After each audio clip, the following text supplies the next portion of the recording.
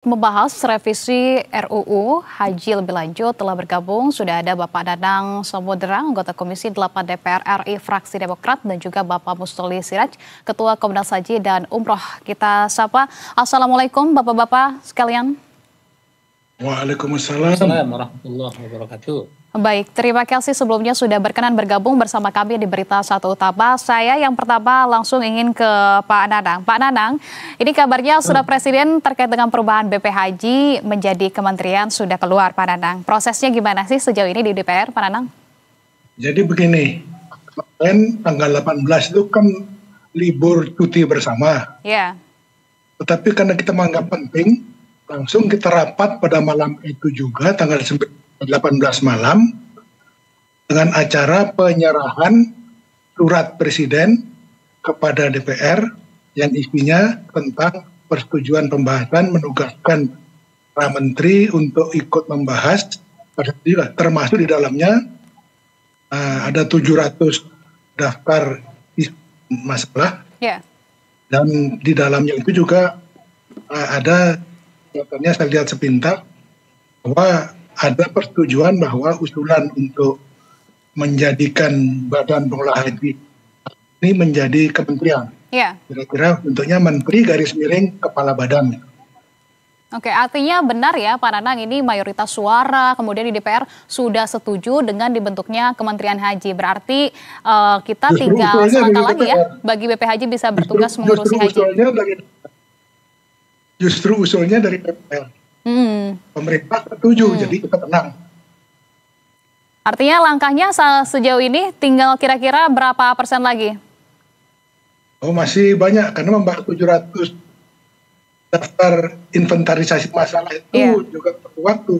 Paling tidak teman-teman dalam seminggu ini pagi, sore, siang, malam long play untuk menyusun kesepakatan antara kementerian, antara pemerintahan juga tidak kementerian hukum, membahas tentang satu persatu item isi poin-poin undang-undang tadi.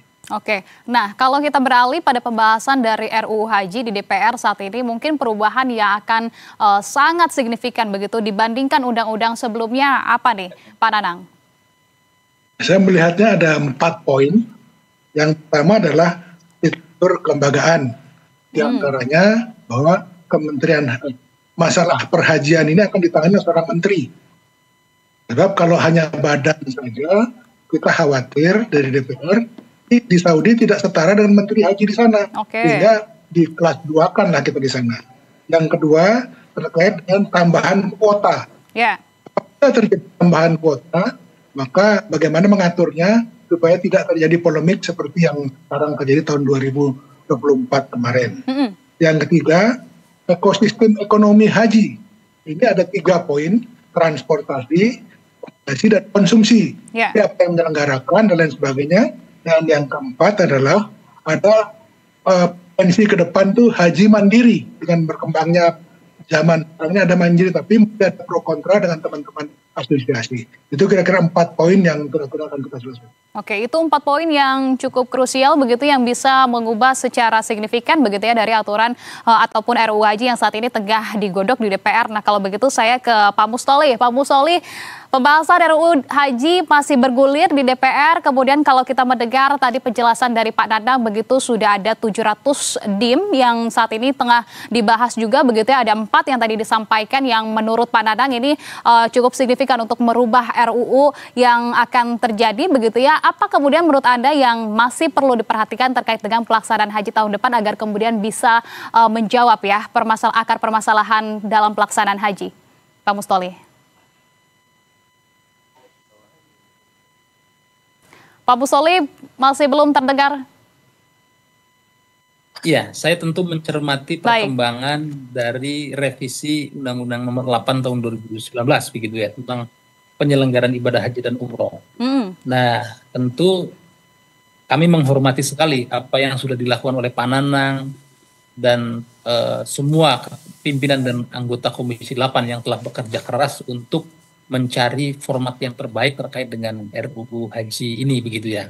Karena memang RUU ini mesti suka atau tidak suka itu memang harus dirubah karena dengan berbagai macam dinamika yang telah terjadi begitu ya. Misalnya persoalan yang seringkali muncul soal kuota, kemudian transformasi penyelenggaraan haji di Arab Saudi begitu ya, dan kemudian penggunaan e-hajj, kemudian nusuk dan seterusnya. Jadi ada faktor eksternal dan faktor internal yang kemudian mengharuskan undang-undang ini segera di upgrade begitu ya. Tapi ada satu catatan penting Pak Nanang begitu dan teman-teman di Komisi 8 terutama. Ya.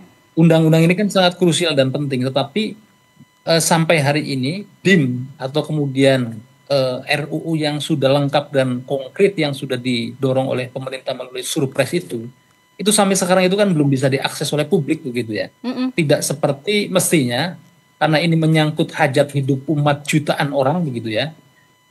Saya meminta dengan hormat kepada Pak Nanang dan Komisi 8 untuk kemudian mengupload RUU ini terbuka kepada publik sebagai bentuk transparansi dan kemudian menyerap aspirasi publik.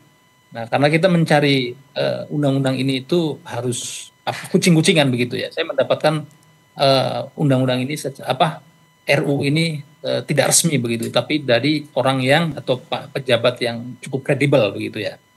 Nah, oleh karena itu saya kira karena ini menyangkut hajat hidup orang banyak, saya kira apalagi tadi dibilang oleh Pak Nanang begitu ya, agenda revisi undang-undang ini kan mau dikebut begitu ya. Jadi jangan sampai kemudian ada kepentingan untuk kemudian mendorong ini dipercepat karena kemudian kita berkejaran dengan timeline penyelenggaraan ibadah haji yang sudah ditentukan oleh pemerintah Saudi, tapi di sisi lain kemudian mengabaikan partisipasi publik begitu. Nah, yang berikutnya menyangkut isu yang kemudian kita lihat daripada substansi RUU ini adalah, saya melihatnya itu undang-undang yang sekarang kemudian digodok oleh teman-teman di Komisi 8 itu masih kemudian mencerminkan Indonesia sentris. Dalam arti begini, jadi undang-undang ini diatur, RUU ini diatur secara rigid begitu ya, secara detail yang perspektifnya itu adalah Indonesia sentris. Maksud saya begini, haji itu kan 90% itu kan diselenggarakan itu di Arab Saudi. 5%-nya itu kan di Indonesia, Mbak. Misalnya terkait pendaftaran, manasik haji, kemudian proses-proses administrasi, itu memang adanya di tanah air kita. Tapi 95% itu kan adanya di Saudi. Sejak jamaah kemudian diberangkatkan sampai kemudian nanti mengikuti prosesi-prosesi haji, puncak haji sampai kemudian dipulangkan, itu kan adanya di sana. Dan bagaimanapun undang-undang kita itu kemudian dibentuk tanpa kemudian memberikan adaptasi, integrasi dengan aturan haji atau taklimatul hajj Arab Saudi, maka undang-undang ini justru akan menjadi bumerang tersendiri buat kita. Contoh, misalnya terkait dengan aturan aturan kesehatan misalnya. Kita kan punya KKHI misalnya, yang barusan terjadi tahun kemarin misalnya. Kita menurut undang-undang kita diharuskan penyelenggara haji itu kan menyertakan tim kesehatan haji yang dilakukan oleh Kementerian Kesehatan. Tapi apa yang terjadi tahun kemarin? Tahun kemarin klinik kesehatan haji Indonesia itu dilarang beroperasi oleh pemerintah Saudi. Itu satu contoh saja. Meskipun pada akhirnya kemudian dibolehkan begitu ya di last minute. Nah, kemudian misalnya soal penggunaan nusuk, soal kemudian kebijakan visa non haji itu tidak boleh masuk ke Saudi. Nah, belum lagi misalnya soal usia. Hampir saja kemarin kita kena kebijakan usia di mana Saudi meminta supaya jamaah haji yang usianya di atas 70 itu tidak dibolehkan. Nah, hal-hal seperti ini yang saya kira membutuhkan fleksibilitas, integrasi dan adaptasi dari undang-undang revisi undang-undang yang sedang kita dorong ini. Nah, belum lagi misalnya isu dari teman-teman travel yang kemudian merasa bahwa ada di situ misalnya klausul pasal yang kemudian membuka pintu haji atau kemudian umroh mandiri. Yang ini tentu kalau umroh mandiri itu betul-betul dibuka kerannya, maka bisa bisa menjadi pukulan tersendiri bagi mereka-mereka yang berbisnis atau berusaha selama ini menjadi travel umroh atau haji. Nah, intinya saya kira ada. Dan tapi di sisi lain, nanti saya kira perlu dikonfirmasi juga sama Pak Nanang. Kalau undang-undang yang sekarang itu masih existing, itu kan kewenangan DPR atau kemudian poin-poin yang harus disetujui oleh DPR itu kan cuma satu, yaitu apa? Penetapan BPIH, penetapan biaya penyelenggara ibadah haji. Tapi yang saya lihat di RUU ini, kemudian DPR mau memperluas kewenangannya untuk kemudian harus ada persetujuan terkait dengan kuota. Karena ini kuota kan dalam 1-2 tahun ini kan menjadi diskursus yang sangat menyita perhatian. Nah, menurut kami dari Komnas Haji itu ada plus minusnya, Mbak. Yang pertama adalah plusnya.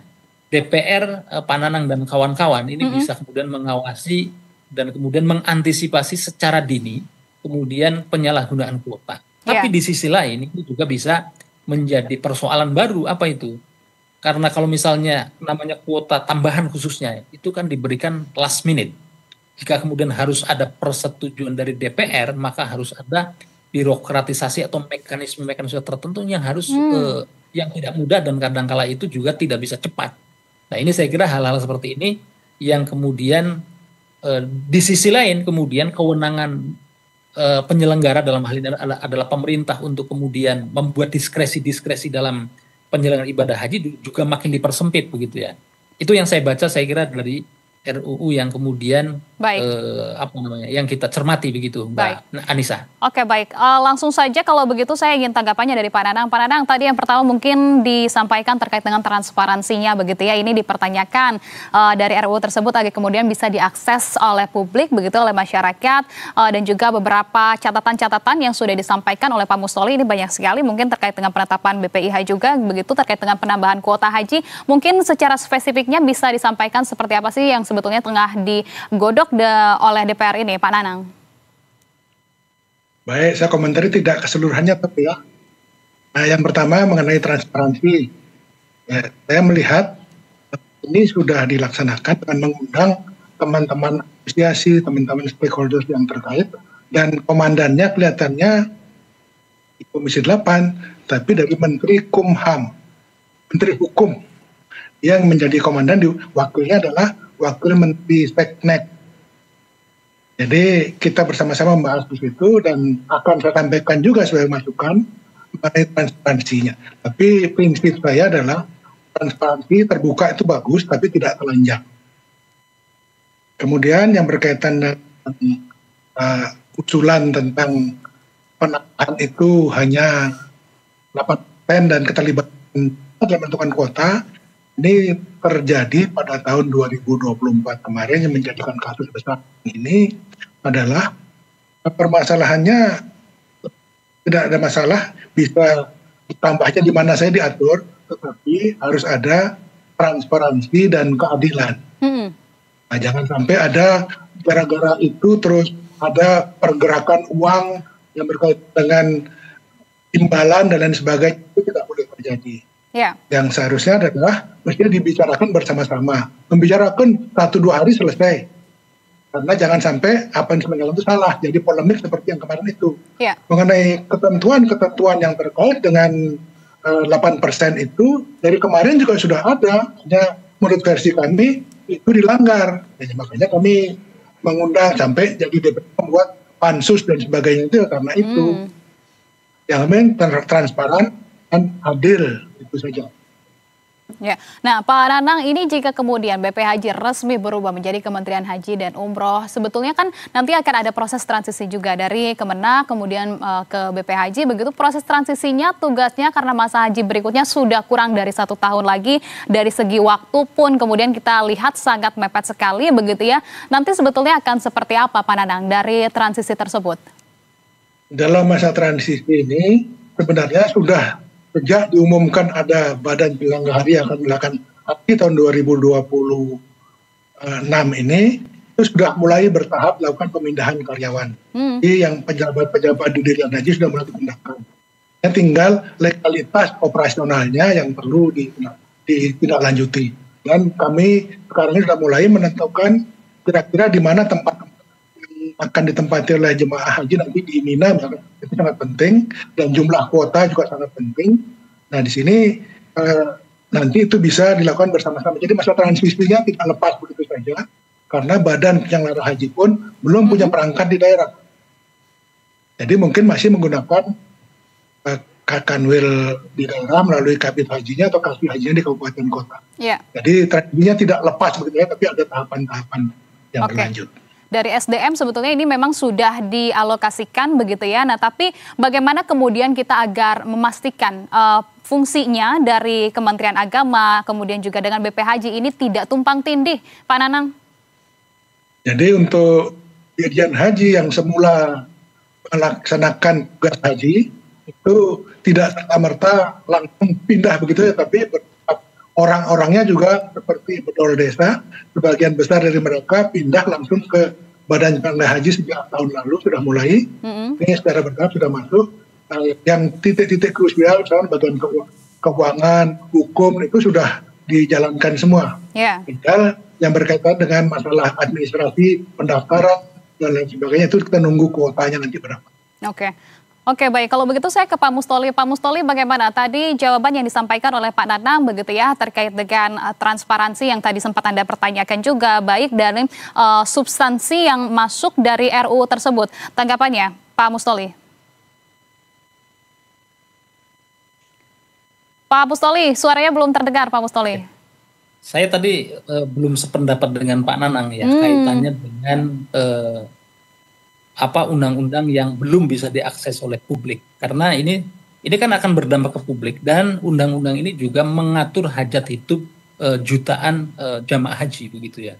Terlebih ada kepentingan anggaran yang sangat besar di situ. Jadi kalau kemudian ini tidak dibuka, saya kira sangat disayangkan. Saya khawatirkan begini, ketika kemudian ini tidak dibuka, nanti ada pihak-pihak yang men-challenge undang-undang ini setelah disahkan ke MK.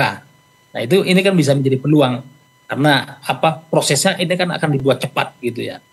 Nah sisi lainnya tadi saya tetap kemudian skeptis Pak Nanang. Artinya begini, dengan adanya transisi dari penyelenggaraan ibadah haji yang berpindah manajemen dari Kementerian Agama ke BP Haji. Nah kita lihat misalnya Anissa, besok itu tanggal 23 itu kan sudah dimulai kick off tahapan untuk kemudian pembayaran kontrak-kontrak penting yang ada di Armusna. Ya kan, timelinenya sudah jelas. Nah, ini siapa yang mengawal? Kan begitu. Satu sisi secara yuridis yang hari ini undang-undang yang masih existing itu kan masih leading sektornya adalah Menteri Agama. Tapi di sisi lain proses revisi undang-undang ini juga terus berjalan. Nah, bagaimana BP Haji pun tidak mau ketinggalan juga sepertinya begitu ya. Nah, tapi bagaimana kemudian komunikasi, siapa yang membayar, siapa yang berkomunikasi dengan pemerintah otoritas Saudi. Nah, belum lagi tadi yang dibilang oleh Pak Nanang sendiri bahwa ada tahapan-tahapan prosedur-prosedur birokrasi yang saya kira tidak langsung tuntas. Saya mau contohkan begini Anissa. Misalnya transisi ketika penyelenggaraan keuangan haji ketika waktu itu Undang-Undang Nomor 34 Tahun 2014 terbit. Di situ kan memandatkan adanya lembaga yang namanya BPKH, Badan Pengelola Keuangan Haji. Undang-undangnya terbit kira-kira bulan Oktober tahun 2014, begitu ya. Lembaganya baru resmi terbentuk dan dilantik oleh Presiden adalah kira-kira bulan Agustus 2017. Artinya untuk sektor keuangan haji saja kita butuh transisi 3 tahun. Terlebih ketika ini Arab Saudi terus bergerak, tahapannya terus berjalan dan kita harus berlomba-lomba dengan negara lain. Kemudian kita masih terkuras energinya untuk merumuskan undang-undang begitu ya. Ini yang kemudian saya mengkhawatirkan transisi ini jika kemudian tidak didorong, tidak diawasi dan kemudian tidak di pressure oleh Pak Nanang dan kawan-kawan di Komisi 8, saya kira saya mengkhawatirkan penyelenggaraan ibadah haji tahun 2026 ini akan akan lebih tidak baik begitu dari tahun-tahun sebelumnya. Nah, ini tentu kekhawatiran ini saya kira perlu juga kita dorong begitu supaya menjadi perhatian bagi insan di Kementerian Agama maupun di BP Haji. Karena ini kan terus berjalan Anissa, ininya tahapan-tahapannya. Ini saya kira yang kemudian kalaupun undang-undang hari ini misalnya akhir minggu ini diketok, sosialisasinya bagaimana implementasinya? Nah, karena itu juga. Rasa-rasanya dari segi waktu kita seperti kejar-kejaran dan juga seperti tidak mendapatkan waktu yang cukup begitu ya. Pak Nanang, ini masih ada area abu-abu yang diperdebatkan, silakan Pak Nanang. Jadi untuk sarannya bagus, tapi kalau Bapak tadi skeptis, saya optimis. Karena semua teman-teman sudah bersepakat seperti kita di Komisi 8, mau rapat pagi, sore, siang, malam, mari kita kerjakan, yang penting bisa cepat tuntas. Nah, seperti kata Bapak tadi, pemerintah Saudi sudah mulai jalan. Kita harus mengikuti mereka, jangan sampai kita ketinggalan teman-teman lokasi, dan masih cukup waktu. Gitu. Kita bergerak, insya Allah, November sudah mulai jalan BP Haji tanpa harus menunggu aturan-aturan. Kalau masih ada perubahan-perubahan yang lain-lain, Kementerian Agama masih siap mendukung, tidak lepas sama sekali. Itu kesepakatan yang kami buat. Oke, baik. Kalau begitu, terima kasih banyak Bapak-Bapak sekalian. Sepertinya kita juga memiliki keterbatasan waktu, begitu tidak hanya untuk pembahasan RUU saja, sepertinya yang kejar-kejaran dengan waktu. Diskusi kita juga kali ini, namun senang sekali begitu bisa membahas hal ini. Pak Mustoli dan juga Pak Nanang, terima kasih banyak atas waktu dan juga pandangannya. Tentu publik juga akan menunggu apakah kemudian kehadiran dari RUU Haji ini benar-benar bisa menjadi solusi nyata, begitu ya, bisa menjawab akar permasalahan pelaksanaan ibadah haji. Salam sehat selalu, selamat malam. Assalamualaikum. Waalaikumsalam.